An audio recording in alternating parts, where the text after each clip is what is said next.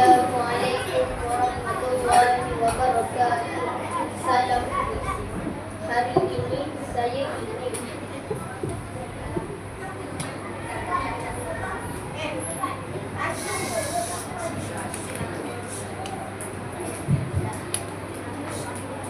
Assalamualaikum warahmatullahi wabarakatuh.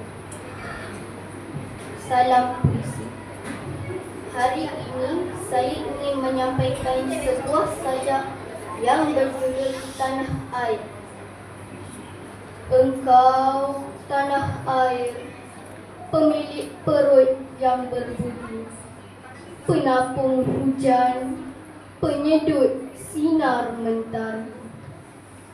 Lahirlah anakmu dari semayan petani.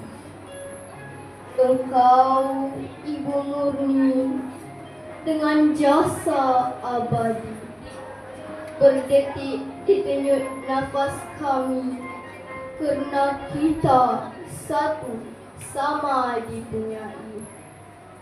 Telah kau rasa segala seperti kami. Pernah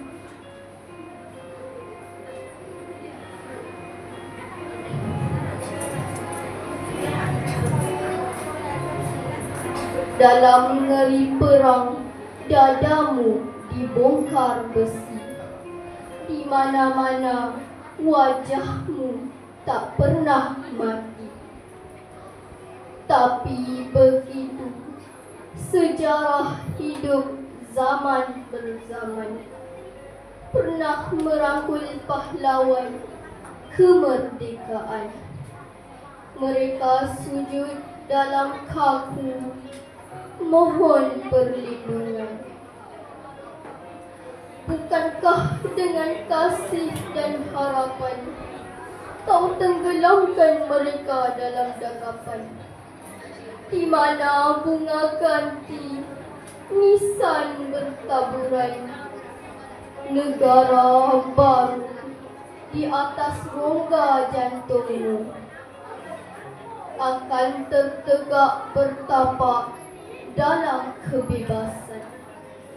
Cinta antara kita, wahyu dari Tuhan. Sekian, terima kasih.